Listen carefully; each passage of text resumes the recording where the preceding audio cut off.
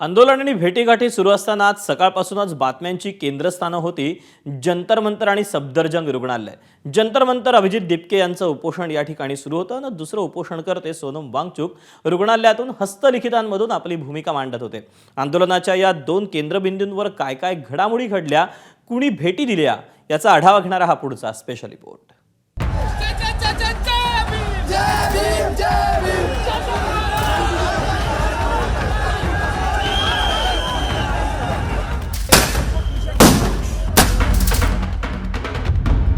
Cockroach जनता पार्टीचा संसदेच्या दिशेनं मोर्चा निघण्यापूर्वी जंतर मंतरवरचं वातावरण इलेक्ट्रिफाईंग होतं।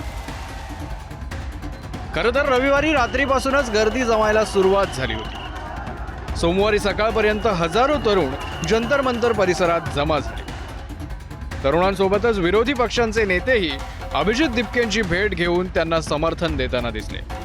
तृणमूलच्या फायरब्रँड खासदार महुआ मोइत्रा तसंच आझाद समाज पार्टीचे चंद्रशेखर आझाद सकाळीच जंतर मंतरवर दाखल झाले। उनके साथ अन्याय हो रहा है और सरकार सब कुछ अपनी आंखों के सामने होने दे रही है। अन्याय करने से ज्यादा अन्याय सहना दोषी होता है। मैं दोषी नहीं हूँ, मैं एक भारतीय युवा हूँ जिसको पता है कि युवाओं के लिए खड़ा होना। आज नहीं खड़े होंगे तो कब खड़े होंगे। संसद का मानसून सत्र भी शुरू हो रहा है। संसद में भी खूब लड़ाई लड़ी जाएगी। जितनी लड़ाई संसद में लड़नी है उससे ज्यादा लड़ेंगे। समाजवादी पार्टीच्या खासदारांनी डिंपल यादव यांच्या नेतृत्वाखाली संसद भवन ते जंतर मंतर असा छोटेखानी मोर्चाही काढला।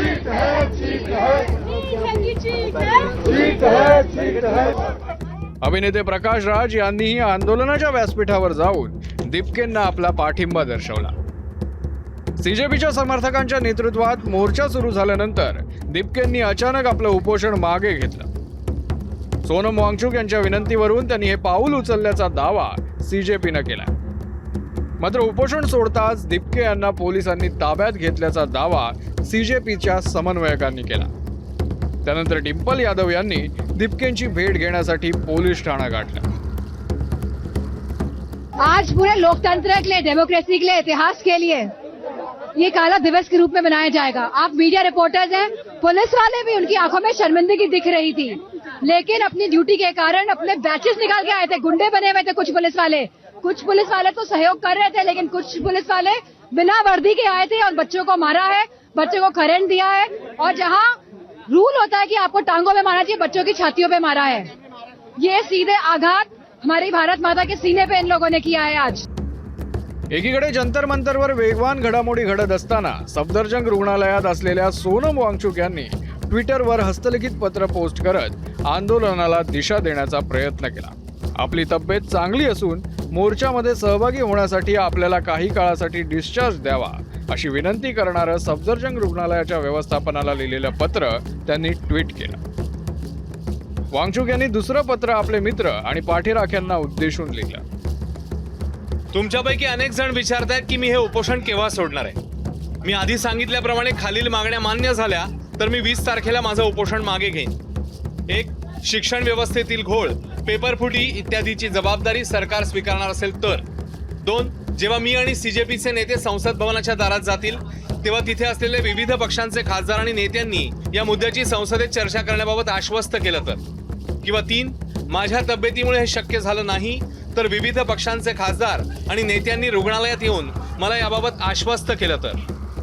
सफदरजंग रुग्णालयातल्या अनधिकृत कैदेत माझे भाषणाचे आणि संपर्काचे अधिकार हिरावले गेलेत अशी तळटीपही सोनम वांगचुक यांनी लिहिली आहे। वांगचुक यांच्या या पत्राबाबत त्यांची पत्नी गीतांजली आंगमो यांनी जंतर मंतरवर जमलेल्या आंदोलकांना माहिती दिली।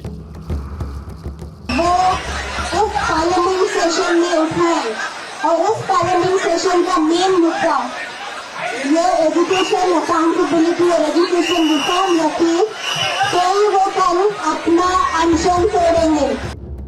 सकाळी वांगचुक यांनी आणखी एक पत्र लिहून आपलं उपोषण सुरूच ठेवण्याची घोषणा केली।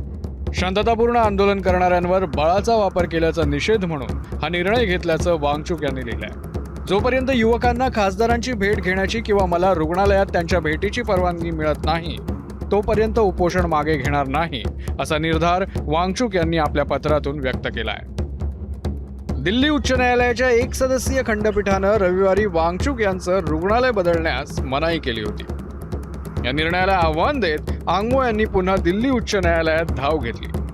त्यावर मुख्य न्यायमूर्ती देवेंद्र कुमार उपाध्याय आणि न्यायमूर्ती तेजस कारिया यांच्या खंडपीठासमोर सुनावणी झाली. गीतांजली आंगमो यांच्या याचिकेवर मंगळवारी पुन्हा सुनावणी होणार आहे. मात्र तत्पूर्वी न्यायालयाने काही महत्वाचे आदेश दिलेत. सफदरजंग रुग्णालयाच्या मुख्य अधिष्ठात्यांना मंगळवारी न्यायालयानं सर्व मेडिकल रिपोर्टसह हजर राहण्यास सांगितलंय. तसंच सफदरजंग एम्स आणि इतर खासगी रुग्णालयात झालेल्या सर्व चाचण्यांचे रिपोर्टही घेऊन यायला मुख्य अधिष्ठात्यांना सांगण्यात आलंय आणि आवश्यकता पडल्यास एम्सच्या संचालकांचा सफदरजंग रुग्णालयाच्या मुख्य अधिष्ठात्यांनी सल्ला घ्यावा असे सूचनाही उच्च न्यायालयाने केली आहे. नीट परीक्षेतला घोळ आणि धर्मेंद्र प्रधानांच्या राजीनाम्यासाठी निघालेला मोर्चा यामुळे सोमवारी राजधानीतलं वातावरण ढवळून निघालं. नीटची पुनर्परीक्षा होऊन त्याचा निकाल लागला असला तरी आता सोनम वांगचुक आणि कॉक्रोच जनता पार्टीच्या या आंदोलनामुळे सरकारची अग्निपरीक्षा सुरू आहे एवढं मात्र नक्की. सोमेश कोलगेसह ब्युरो रिपोर्ट, ABP माझा, नवी दिल्ली.